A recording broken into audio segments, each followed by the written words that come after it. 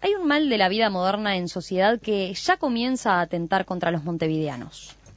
La salud de quienes reclaman se deterioran, los nervios recrudecen, los trastornos del sueño se repiten noche a noche, las relaciones familiares son afectadas, la cotidianidad se transforma, la intimidad del hogar tiene un convidado de piedra, se instala un estado de alerta permanente y la propiedad se desvaloriza.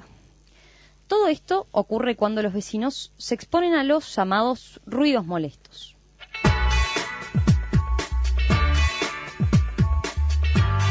De esa manera está descrito el problema en el último informe presentado por la Defensoría del Vecino de Montevideo. En definitiva, los ruidos molestos se han convertido en todo un problema en la ciudad de Montevideo. Con el 14% de todas las consultas se trata del reclamo que se realiza con mayor frecuencia ante esa oficina. Hace unos días, Rosario Castellanos leía un correo electrónico que un oyente nos había enviado y generaba una impresionante respuesta de la audiencia, demostrando que es un problema que realmente preocupa. Por eso, esta mañana les proponemos conversar con el psicólogo social Fernando Rodríguez, defensor del vecino de Montevideo, para conocer qué tipo de reclamos le hacen los habitantes de la capital sobre este tema y qué ha respondido la Intendencia. Pero también vamos a aprovechar para hablar sobre otras preocupaciones que escucha de los vecinos cada día. Rodríguez, ¿qué tal? Buen día, un gusto que esté acá. Buenos días, un gusto también para mí venir por acá. Gracias por la invitación y a las órdenes. Si le parece, para empezar, vale la pena, aunque sea brevemente, recordar qué es el defensor del vecino. Bien, bueno, es una institución creada por decreto de la Junta Departamental de Montevideo. El decreto fue aprobado en el año 2003. Entre el año 2005, fin del 2005 y principio del 2006 se hizo un llamado para seleccionar al primer defensor del vecino de Montevideo. En ese momento nos presentamos 19 candidatos y candidatas. Después de un largo proceso de 11 meses de entrevistas y de consultas sobre nuestro perfil profesional y ciudadano, el 12 de octubre yo soy designado defensor del vecino de Montevideo y asumimos funciones el 1 de diciembre del 2006. Es una institución de garantías de los derechos ciudadanos que tiene un rol de contralor de las políticas públicas en el territorio de Montevideo y de promoción de los derechos humanos también dentro del territorio montevideano, digamos, ¿no?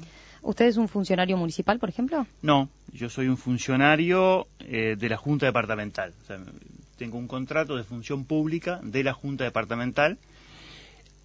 Aún así, el cargo es de total independencia y autonomía, tanto de la Intendencia, por supuesto, como también de la Junta Departamental. O sea, la Junta Departamental crea esta figura y le da absoluta autonomía. El cargo nuestro no responde a ninguna autoridad superior. Bueno, la pregunta ahora es, ¿para qué? Es decir, ¿qué tipo de reclamos puede recibir el defensor del vecino y resolver? En general, todo aquello que los vecinos entienden de que la Intendencia no da respuesta o les da una respuesta que no corresponden a las expectativas o a lo que el vecino espera como una respuesta, digamos, ¿no? Es decir, que existe una condición anterior, que es que se haya hecho el trámite correspondiente ante las autoridades municipales. Exactamente. Si no, no pueden recurrir a usted. Exactamente, es así, Rosario, o sea, nosotros hacemos mucho hincapié en eso, porque el defensor del vecino intenta aportar para que el funcionamiento de la administración pública sea un funcionamiento que garantice los derechos de los ciudadanos, nunca sustituir algo que funciona mal. O sea, no se puede hacer el primer reclamo, la primera puerta que se golpea no puede ser ante la Defensoría del Vecino. Hay dos cosas acá. En principio, para nosotros admitir un reclamo, el vecino tiene que demostrarnos que inició, digamos, con un tiempo, casi un tiempo prudencial, digamos, que inició un reclamo, que tiene un número de expediente, que tiene una gestión iniciada, y que no tiene la respuesta o que tiene una respuesta discordante con sus expectativas, digamos, ¿no? Eso es así. O sea, para admitir un reclamo tiene que pasar eso, tiene que haber una gestión iniciada defectuosa, por llamarla de alguna manera.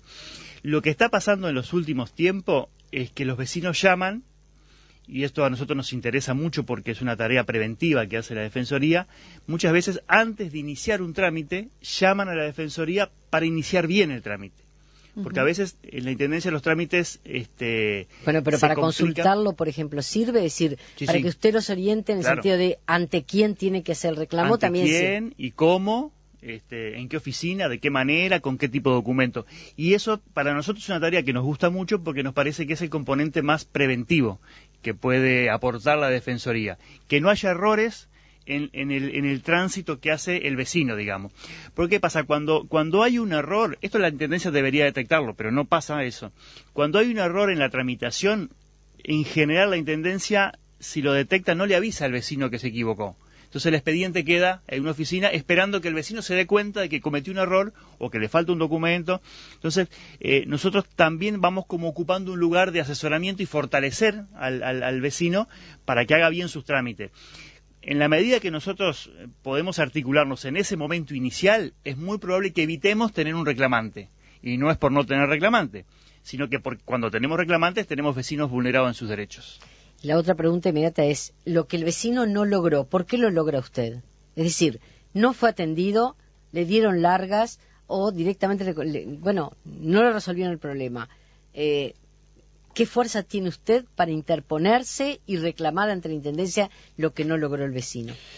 Bien, en principio, en términos generales, te diría la autoridad que va adquiriendo el defensor del vecino, en términos de análisis de las situaciones que les pasa a los vecinos, argumentación, y muchas veces detectar desde afuera, desde afuera de la herramienta de la administración pública, detectar con más facilidad los errores. A ver, el Estado es un mecanismo, es un sistema muy complejo, ¿no? Nosotros nos imaginamos el Estado como un reloj, digamos, ¿no? Que tiene que funcionar con precisión, pero además tiene muchas sincronizaciones. Cualquiera de esos sincronismos o sincronizaciones que no funcionen bien, en el reloj adelanta o atrasa la hora. En el Estado vulnera derecho. Y al Estado le cuesta mucho mirarse a sí mismo. ¿Y usted puede reclamarle a un funcionario, a una dependencia, puede reclamarle, no, a este señor no se le atendió, no se atendió lo que por derecho está reclamando? ¿Usted lo puede reclamar? Sí, claro, es que esa es nuestra función central. Cuando nosotros detectamos que la Intendencia comete un error y en ese error lleva implícito una afectación omisión de derecho, sí, por acción o por omisión, digamos, un error en definitiva. Para nosotros cualquier disfuncionalidad que comete la Intendencia afecta a derechos. Entonces nosotros lo que hacemos es estudiar la situación con la documentación que trae el vecino, más la documentación que le requerimos a la Intendencia, nos posicionamos sobre la situación y le decimos a la Intendencia que el camino que recorrió es un camino de vulneración de derechos, por lo tanto le recomendamos, lo que hace el defensor del vecino es recomendar, le recomendamos transitar otro camino, un camino de garantía de derechos. ¿Y cuáles son las respuestas en general que obtiene de la Intendencia a esas recomendaciones? Bueno, muy diversas y depende mucho de cada una de las áreas, digamos, ¿no? Nosotros ahora estamos en pleno proceso de cerrar las estadísticas del año 2012 y más o menos estamos en el entorno de que el 50% de nuestras recomendaciones se responden en tiempo y forma. O sea, la mitad de las recomendaciones que hacemos se responden y se le responde al vecino, ¿no? Se le protege sus derechos en tiempo y forma. Tiempo y forma nosotros tenemos protocolizado cuáles son los tiempos que nosotros... ¿Cuánto es un tiempo adecuado, por ejemplo? ¿Cuánto puede demorar? Bueno, nosotros tenemos como máximo 60 días de espera en la respuesta para cuando hacemos una recomendación formal. Una vez que la Defensoría hace la recomendación, 60 días para que la Intendencia se expida. Exactamente. Sobre todo para nosotros organizar nuestro trabajo y decir, bueno, todo aquello que se responde dentro de los 60 días es una respuesta en tiempo y forma, digamos, ¿no? Porque ¿se anima a ponernos un ejemplo de un trámite común, digamos, que se resolvió en tiempo y forma? Bueno, por ejemplo, con respecto a la situación esta que veníamos al principio del programa con el tema ruidos molestos, digamos, ¿no? Por ejemplo. Muchas veces pasa que nos llega un vecino denunciando un pub, una casa de fiesta, 5, 6, 7 meses o un año de repente reclamando y sin ninguna respuesta. Bueno, ahí nosotros actuamos. Argumentamos el efecto negativo que tiene sobre la vida cotidiana de estos vecinos y le recomendamos a la Intendencia, en principio, exigirle a la fuente de contaminación la aislación acústica correspondiente. Y en segundo lugar, si la fuente de contaminación no responde, la clausura. puede ser una clausura preventiva o una clausura... Y se ha hecho. Y esto se ha hecho, sí, sí. Muchos de los boliches o algunos de los boliches que se han cerrado... Por ejemplo, el 26 de marzo. Exactamente, es un buen ejemplo. Algunos tablados inclusive, ¿no? La Mutual, el cambio de Albatro. En todas esas situaciones hemos actuado y hemos recomendado, si la fuente de contaminación no resuelve cuidar a los vecinos, que la fuente se traslade y se vaya a un lugar que efectivamente pueda desarrollar su actividad, porque no nos interesa que no haya ni boliches, ni pub, ni escenario de carnaval, nos interesa que lo vaya porque tiene que ver con el ocio y con la cultura, pero nos interesa proteger los derechos de los vecinos cuando necesitan descansar, porque también son trabajadores que al otro día a las 6 de la mañana tienen que emprender, y ahí están todos los efectos negativos, entre ellos la falta de capacidad para producir al otro día, un vecino que no duerme por la contaminación acústica. Antes de entrar concretamente en el tema de ruidos molestos, un par de cosas más. ¿Cuántos funcionarios tiene la Defensoría del Vecino? Tenemos 11 funcionarios permanentes. ¿Cuántas consultas más o menos reciben por semana? 2.000 al año. 2.000 al año. Sí. ¿Y cómo se inicia el trámite concretamente ante la Defensoría del Vecino? Es muy sencillo, varias vías. Comprobando esto que decíamos con Rosario, de que haya efectivamente iniciado ya un trámite con la Intendencia, puede llamar por teléfono al 0800 1616 o 2916 1616, mandar un correo electrónico, venir a la oficina Juan Carlos Gómez 1472 o entrar a la web y llenar un formulario iniciando, digamos, la descripción del problema. 5 vías, cualquiera de ellas, en el día de alguna manera tomamos contacto con el vecino. Muchas veces lo que pasa es que estamos saturados de entrevistas y si voy y llamo a un vecino posiblemente le demos una entrevista para una semana, pero no más de eso. Una de las objeciones que hacen Intendencia, o los argumentos que hacen Intendencia con frecuencia en relación a que no responde en tiempo a alguno de los reclamos, es que le falta inspectores. ¿La Defensoría del Vecino tiene dentro de esos funcionarios capacidad de inspeccionar aquello que le denuncian o tienen necesariamente que depender de que vaya a un funcionario de la Intendencia a comprobar la denuncia? No, el hecho, si nosotros tuviéramos inspectores, ahí estaríamos sustituyendo el trabajo de la Intendencia. Nosotros no tenemos inspectores, no nos proponemos tenerlo, porque sería duplicar la tarea. Lo que nosotros hacemos es detectar la falta de inspección y recomendarle a la Intendencia que ejecute, porque aparte, perdón, el hecho de tener inspectores implica tener personal profesional capacitado.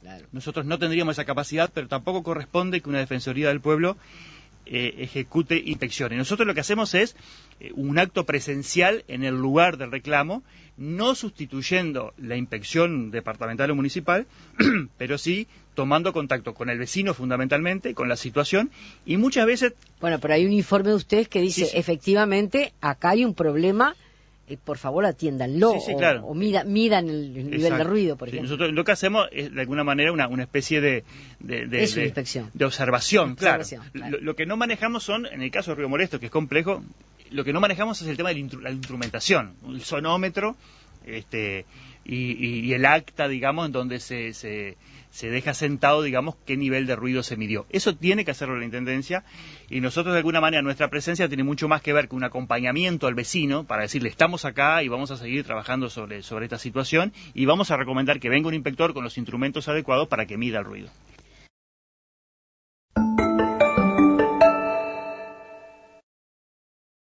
Los ruidos molestos se han convertido en todo un problema en la ciudad de Montevideo. Con el 14% del total de las consultas, se trata del reclamo que se realiza con mayor frecuencia ante la Defensoría del Vecino. Por eso, esta mañana estamos conversando con el psicólogo social Fernando Rodríguez, defensor del vecino de Montevideo. Y ahora, si yo le decía, ya vamos a meternos de lleno en lo que es el tema de los ruidos concretamente.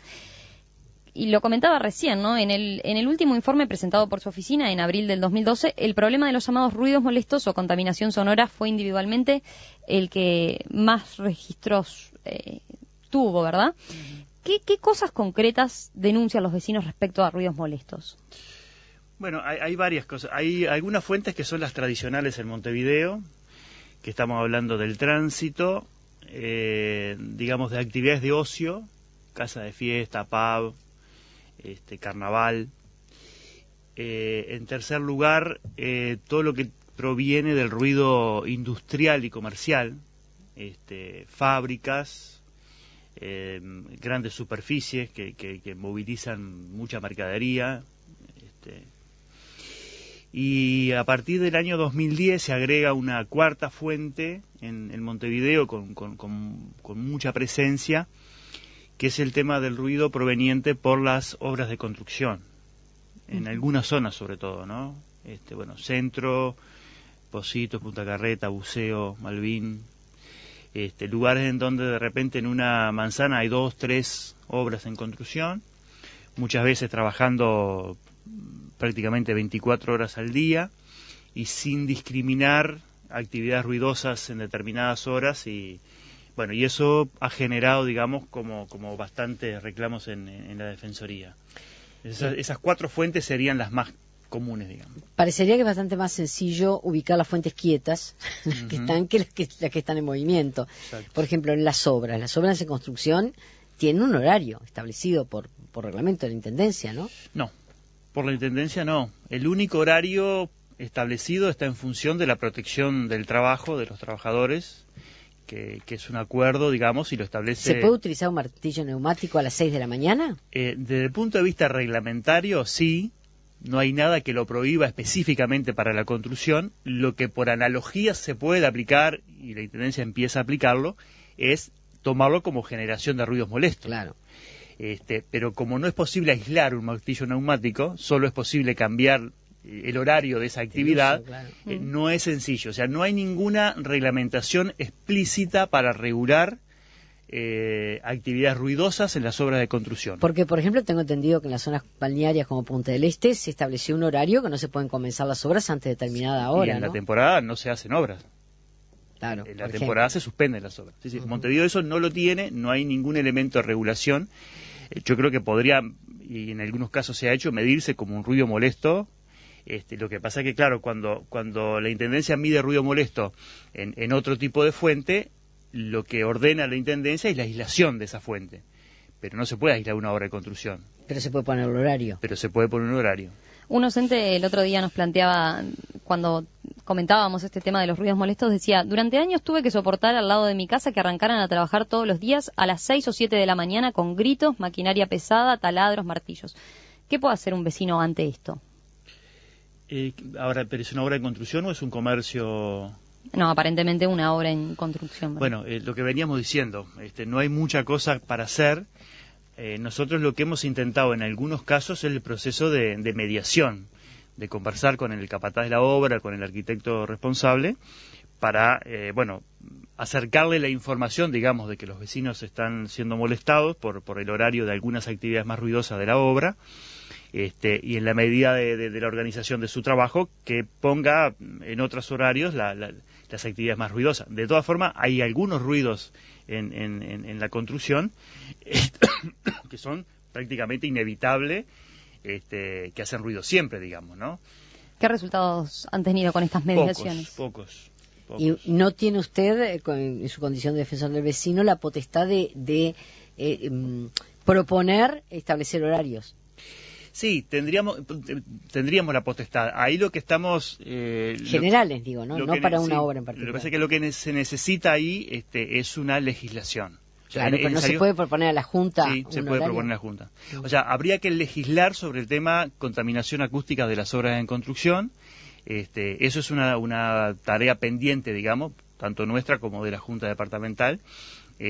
Porque, no hay ninguna potestad concreta otorgada a la Intendencia para actuar en términos de la prevención. De todas formas, todo el tema de las obras de construcción, yo entiendo que necesitan una serie de reglamentaciones y de instrumentaciones que hoy algunas están y no se aplican y otras no están. Por ejemplo, la utilización del espacio público por las obras de construcción, la protección peatonal de las obras de construcción. Pero eso está reglamentado. Eso está reglamentado y hay un bajo nivel de cumplimiento en algunas zonas. O sea, obras que ocupan la vereda y no ponen la protección peatonal al costado, o de repente volquetas que quedan sobre la vereda, interrumpiendo absolutamente el tránsito peatonal.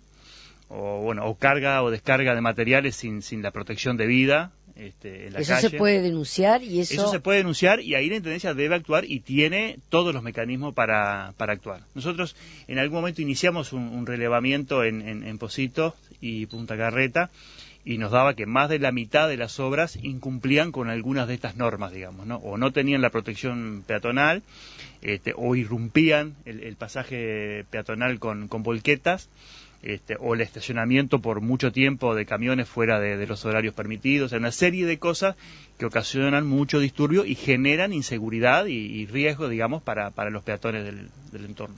Otro tema que recurrente en los oyentes es lo que ocurre con las ferias vecinales. El montaje de las ferias vecinales puede comenzar tremendamente temprano y en ese caso la Intendencia tiene una incidencia directa porque es la que cae de pronto con los camiones, con los fierros que soportan las estructuras que soportan la carpa, y eso puede comenzar a las 5 de la mañana. ¿Sobre eso tampoco hay una reglamentación? Sí. Sobre eso hay reglamentación. Hemos trabajado bastante con el tema ferias vecinales, por varios temas. Este es uno, los comienzos del armado de la feria, por el horario y por la forma de hacerlo, digamos, ¿no? Por la protección del ruido fundamentalmente.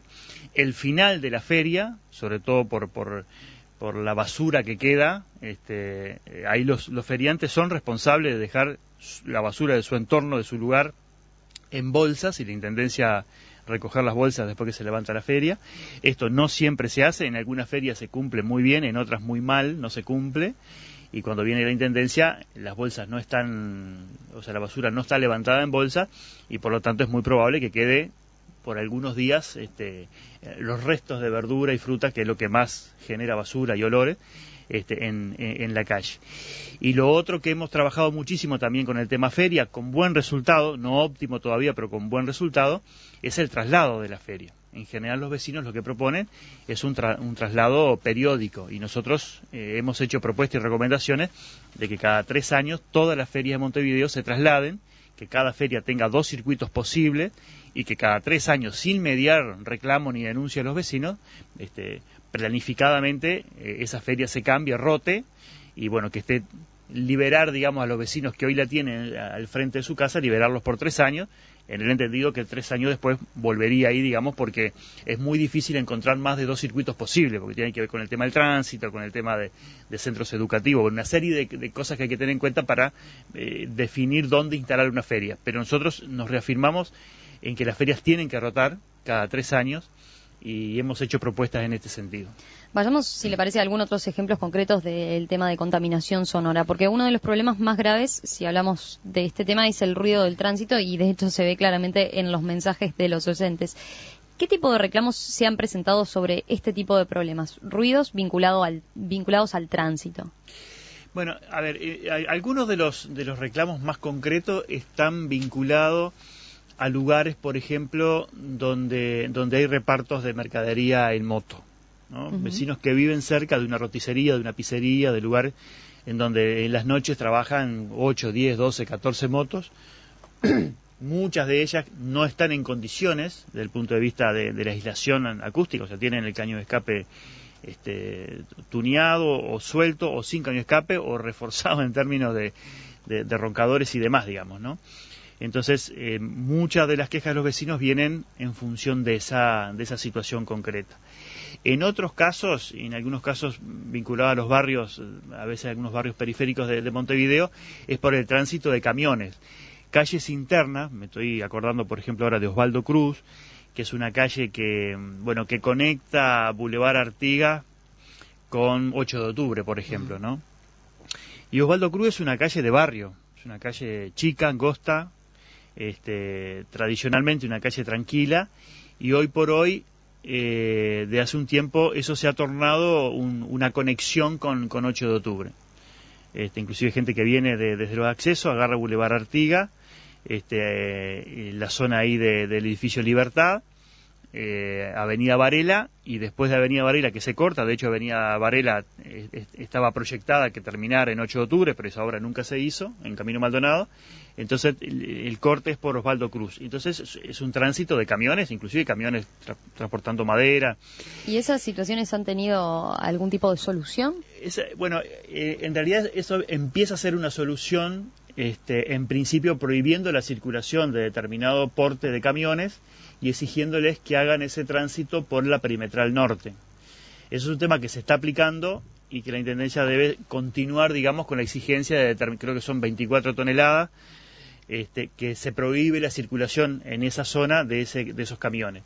Esos camiones deben circular desde el sur hacia el este por la perimetral norte, que es un anillo que quedó en muy buenas condiciones y justamente tiene la intención de evitar que el tránsito pesado que va hacia el este y que viene del sur entre por Montevideo. ¿Qué pasa con el tema de los caños de escape, por ejemplo, de autos o motos que quedan libres? ¿Se controla de alguna forma este tema? Bueno, eso se empezó a controlar el año pasado. La oficina especializada, el servicio especializado en ruidos molestos de la Intendencia, hizo una serie de capacitaciones a inspectores de tránsito para la utilización de sonómetros en la calle y empezó a aplicarlos y inclusive a incautar vehículos que no estuvieran en condiciones. Acá hay varios problemas.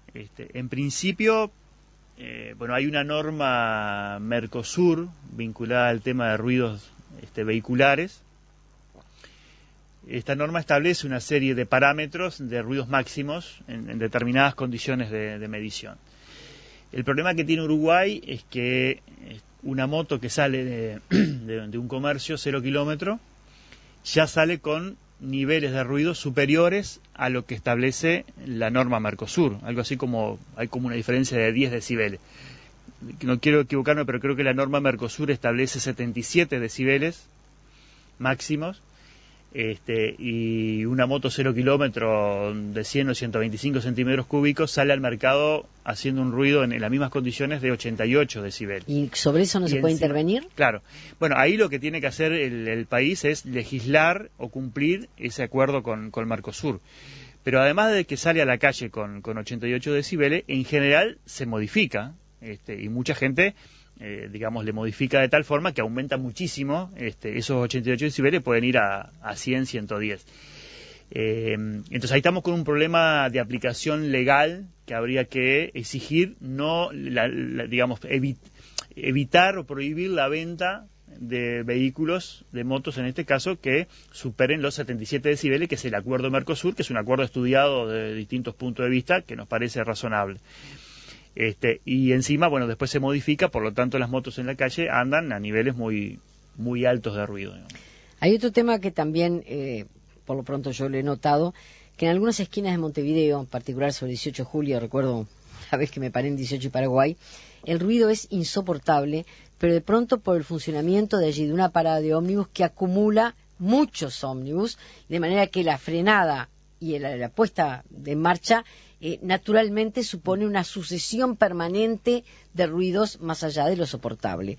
¿Eso también no tiene solución a partir de mejor distribución de las paradas de los ómnibus? Sí, es un tema que no había pensado en esa línea, pero sí, me parece que sí. De todas formas, lo primero es porque uno está en la calle y ve que el nivel de ruido de los ómnibus es bien distintos unos a otros, digamos, ¿no? Eso también se puede controlar. Claro, eso se debe controlar. Lo que pasa es que en Montevideo, por ejemplo, para un vehículo común y corriente, cuando se hace el test vehicular, se controla la emisión de gases del silenciador, del caño de escape, pero no se controla la emisión de ruido. Entonces, lo que nosotros decimos, y en la investigación lo podemos comprobar, todavía tenemos un muy bajo nivel de conciencia de que el ruido es un elemento contaminante del medio ambiente. Hemos tenido mucha sensibilidad para cuidar el aire, el suelo, el agua, pero no estamos cuidando el medio acústico y es un contaminante que afecta a la salud tanto más que cualquiera de los otros. Por último, para ir terminando, nos quedaron otros temas, ¿no? Por ejemplo, el tema de los locales gastronómicos y el ruido que pueden generar para los vecinos, con el tema de los decks, entre otros. Pero, siendo concretamente, usted propone una política de cero excepción ante la contaminación sonora. ¿En qué consiste? Y consiste aplicar la cero excepción que aplicamos para otros parámetros, para otros contaminantes. O sea, usted entiende que la Intendencia debería adoptar esa política, ser mucho más riguroso. Es que la política adopta para cualquier otro elemento contaminante, ¿no? O sea, A nadie se le ocurriría, y acá hay un factor, una fuente que no hemos hablado, que es el tema de los ruidos domiciliarios, digamos, ¿no? A nadie se le ocurriría aceptar que un vecino sacara un cañito de las aguas servidas de su casa y lo tirara, digamos, en el terreno o en la casa del vecino de al lado. Eso sería escandaloso. Ahora, si alguien escucha música o ensaya con una batería o tiene, digamos, parlantes todos los días, eso no se ve como un tema de contaminación.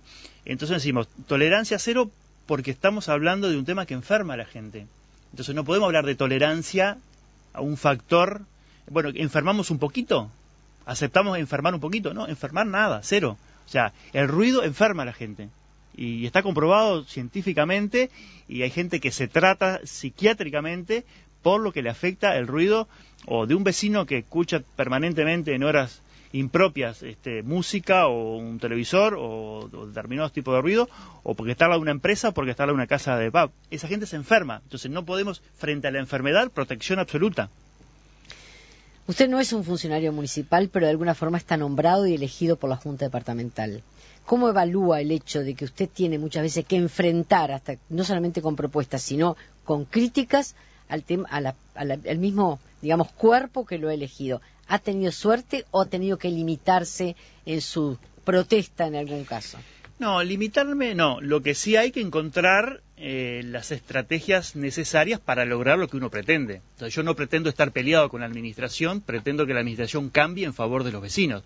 Y a veces uno, de alguna manera, se toma algún tiempo para la protesta o para la recomendación, buscando la mejor herramienta. O sea, el defensor del vecino es un negociador, tiene que persuadir a la administración de que cambie su actitud en el área en la cual está intentando proteger derechos. Si yo estoy peleado con la administración, lo más probable es que tenga mucho más no que sí. Por lo tanto, tengo que negociar. Tengo que convencer a la administración a que haga las cosas mejor, que haga las cosas para proteger a los vecinos de Montevideo.